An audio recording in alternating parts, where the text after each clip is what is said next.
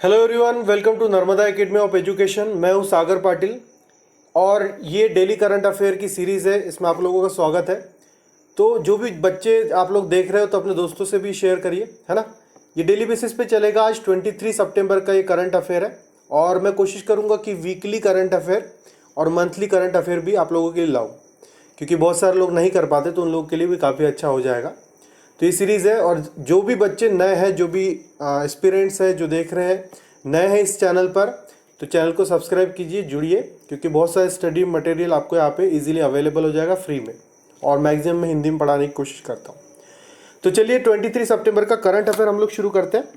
देखिए क्या लिखा है स्क्रीन पर। पहला है, भारत में, एक सेकंड, भारत में अब राष्ट्रीय विज्ञान पुरस्कार दिया जाएगा।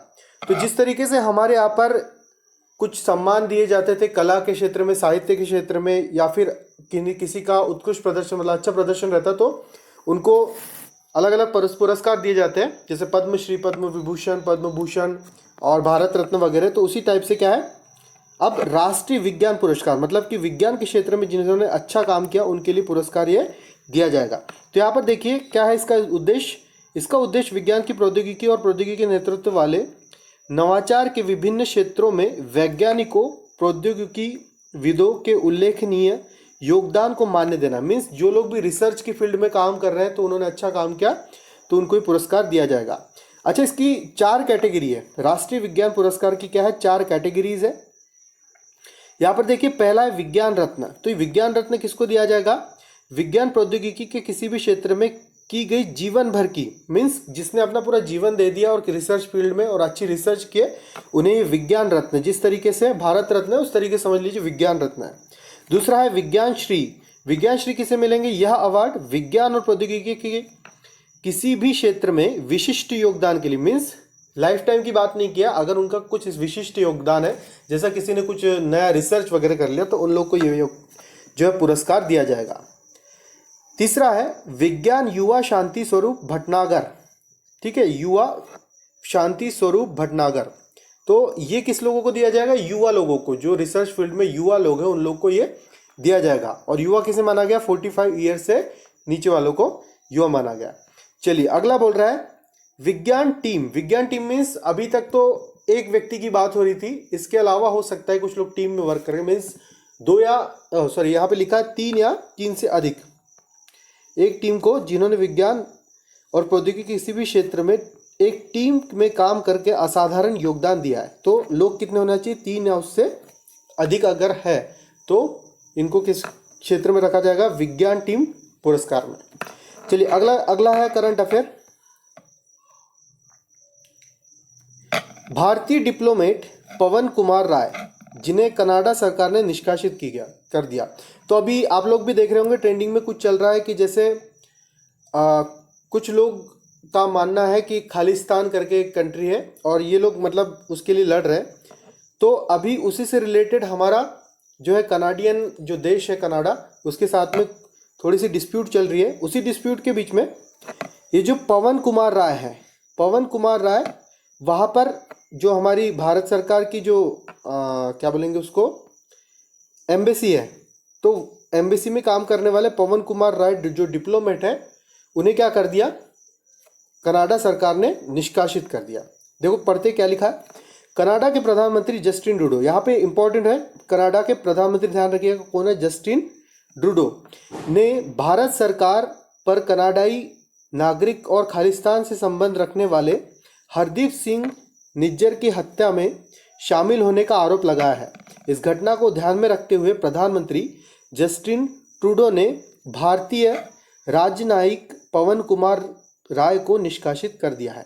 तो बेसिकली क्या बोलना चाह रहे हैं कि किसी एक व्यक्ति की हत्या हो गई जिसका नाम क्या था, हरदीप सिंह निज्जर, और इस हत्या से उन्होंने ये लगाया कि भारत सरकार इसमें शामिल थी।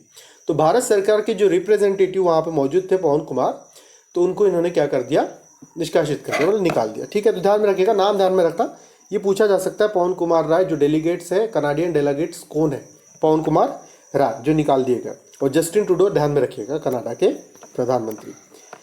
चलिए अगला है प्रधानमंत्री विश्वकर्मा योजना, है ना। अभी हमारे प्रधानमंत्री द्वारा विश्वकर्मा योजना लाई गई है। विश्वकर्मा योजना मीन्स जो लोग भी अपने यहाँ पर कुछ न कुछ बनाने का काम करते हैं, जैसे कुछ कुम्हार का काम करते हैं, कुछ कुटीर उद्योग में काम करते हैं, छोटी छोटी उद्योगों में, मीन्स अपने हाथों से अपनी शिल्प कला जो भी कला है उससे निर्माण करते हैं, तो उसको किस में रखा गया? विश्वकर्मा योजना। क्योंकि विश्वकर्मा भगवान को माने जाता है ना कि ये मीन्स जो आर्किटेक्ट वाले जो भगवान है, तो उस हिसाब से योजना निकाली गई।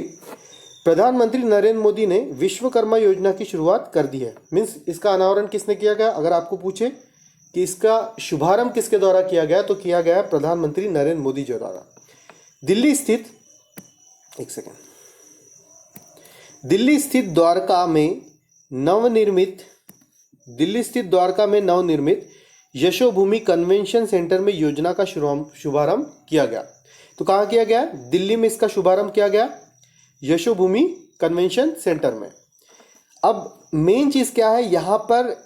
पीएम विश्वकर्मा योजना में जैसे कि बहुत सारे लोग अपना उद्योग या फिर कुछ भी जो बनाने की चीज़ें हैं उसमें शुरुआत करने के लिए बैंक से लोन लेते हैं, तो बैंक की लोन थोड़ा सा ज़्यादा परसेंट ब्याज पर देते हैं। तो इस योजना के तहत कितने परसेंट पर दिया जाएगा? 5% की दर से जो ब्याज है ये इस पर लिया जाएगा। मतलब काफ़ी कम परसेंट भारत जो सरकार है इन पे टैक्स ये इंटरेस्ट लगाएगी। ठीक है, तो ध्यान में रखिएगा 5% का ब्याज है। बहुत सारे एग्जाम में डायरेक्ट पूछ लेता है परसेंट वगैरह। योजना तो बहुत ज़्यादा इंपॉर्टेंट होती है।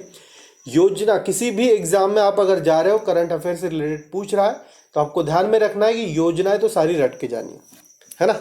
अगर आप लोग बोलोगे तो मैं एक साथ उसका सारा कवर कर दूंगा।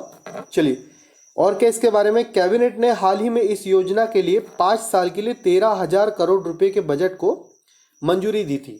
तो अभी कितने रुपए का बजट इसके लिए सैंक्शन हुआ? 13,000 करोड़ का। ध्यान में रखिए, 2 डिजिट है यहाँ पे, 5%, 13,000 करोड़। ओके, 2 चीजें प्रधानमंत्री विश्वकर्मा योजना से रिलेटेड। अगले में पहुंचते हैं, बैंकिंग एंड फाइनेंस से रिलेटेड। बहुत सारे लोग IBPS, SBI जो भी क्लर्क वगैरह के पेपर है, PO के पेपर है और SBI वगैरह के सबके पेपर है, तो ये काफ़ी महत्वपूर्ण हो जाता है बैंक से रिलेटेड कोई भी न्यूज़। तो बोल रहा क्या है यहाँ पर? बैंक रन चर्चा में रहा शब्द। मतलब अभी एक शब्द बहुत ज़्यादा ट्रेंडिंग चल रहा था, बैंक रन। बेसिकली हुआ क्या? सिलिकॉन वैली बैंक की बंद होने की खबर के बाद बैंक रन टर्म आजकल काफ़ी चर्चा में आ गया। मतलब बेसिकली क्या है कि सिलिकॉन वैली नाम का एक बैंक है, काफ़ी बड़ा बैंक है, तो वो बैंक बंद हो गया, मतलब करप्ट हो गया, बैंकरप्ट हो गया। और इस बैंकरप्ट होने के कारण ये जो शब्द है हमारा बैंक रन, ये काफ़ी मतलब चल रहा है, यहाँ पर ट्रेंडिंग चल रहा है। तो बेसिकली देखिए, बैंक रन का क्या मतलब होता है? यदि मैं बैंक रन की बात करूं तो बैंक रन एक ऐसी स्थिति, मतलब मान के चलिए कि एक कोई बैंक है, उसमें बहुत सारे लोगों का पैसा डिपॉजिट है और अब लोगों को लगता है कि ये जो बैंक है दिवालिया होने वाला है, बैंकरप्ट होने वाला है पूरा, मतलब इसका आने वाला है जगह पर। तो अब लोग क्या करेंगे? इसमें से पैसा निकालने लगेंगे, इसका अकाउंट करो बंद और पैसा का निकाल लो। तो जब पैसा निकालने की प्रोसेस करते हैं तो इसी को क्या बोला जा रहा है? बैंक रन बोला जा रहा है। कि आर्थिक परिप्रेक्ष्य में बैंक रन वह स्थिति होती है जब बैंक किसी वित्तीय संस्थान के दिवालिया होने के डर से बड़ी संख्या में ग्राहक अपनी जमा धनराशि निकाल लेते हैं। वही चीज़ है, अपनी जो धनराशि वो टोटल निकाल लेते हैं। साइलेंट बैंक रन, इसी बैंक रन के अंदर एक और जो टर्म है वो है साइलेंट बैंक रन। कभी भी आपको पूछ सकता है कि टर्मिनोलॉजी बहुत ज़्यादा पूछी जाती है एग्जाम में, ध्यान रखिएगा। साइलेंट बैंक रन उस स्थिति को कहते हैं जब ग्राहक व्यक्तिगत रूप के बजाय इलेक्ट्रॉनिक ट्रांसफर के माध्यम से धनराशि निकालते हैं। मतलब बेसिकली कैसा है कि अगर इनको इन्फॉर्मेशन लग गई कि भाई बैंक डूबने वाला है, बैंक बैंकरप्ट होने वाला है, तो लोग क्या करेंगे? पैसा निकालेंगे। अगर वो पैसा किसके माध्यम से निकालते हैं? इलेक्ट्रॉनिक माध्यम से, जैसे उन्होंने ATM कार्ड से डिस्पैच कर लिया या फिर जो भी हमारा ऑनलाइन UPI वगैरह टाइप की ट्रांजेक्शन हो रहे हैं उसके थ्रू निकाल लिया, तो उसको क्या कहा जाएगा? Silent bank run. क्या कहा जाएगा? Silent bank run. ठीक है, ध्यान रखना, साइलेंट बैंक रन। क्लियर है? आगे बढ़े। देखिए, हाँ, हमारे पास में न्यूज़ है EPFO एम्प्लॉय प्रोविडेंट फंड की ब्याज दर बढ़ी। तो किसी भी कर्मचारी का प्रोविडेंट फंड होता है ना, वो प्रोविडेंट फंड में कुछ ना कुछ ब्याज लगता है, तो उसकी दर अभी बढ़ी है। क्या बोल रहा है? केंद्र की मोदी सरकार ने वित्तीय वर्ष 2022-23 के लिए अपने 6 करोड़ से अधिक ग्राहकों के लिए कर्मचारी भविष्य निधि संगठन, है ना, इसके हिंदी में ध्यान में रखना, कर्मचारी भविष्य निधि संगठन, एम्प्लॉय प्रोविडेंट फंड ऑर्गेनाइजेशन के ईपीएफ खाते के लिए ब्याज दर 8.15% करने की घोषणा की है। तो अब दर कितनी होगी? 8.15 दर होगी। इससे पहले की अगर दर पूछी जाती तो आप दर ध्यान में रखिएगा, कितनी थी पहले? 8.10, मतलब 0.05% इसमें चेंज किया गया, इसमें बढ़ाया गया। ठीक है, तो ये थे आपके 23 सितंबर के आपके लिए करंट अफेयर। और इसी तरीके के डेली करंट अफेयर मैं डेली लाते जाऊंगा। और मैंने जैसे आपको शुरुआत में भी बताया था कि मैं वीकली करंट अफेयर और मंथली करंट अफेयर भी शुरू करने की सोच रहा हूँ। जैसे आप लोग का थोड़ा बहुत समर्थन मिलेगा तो मैं उसको भी शुरू कर दूंगा।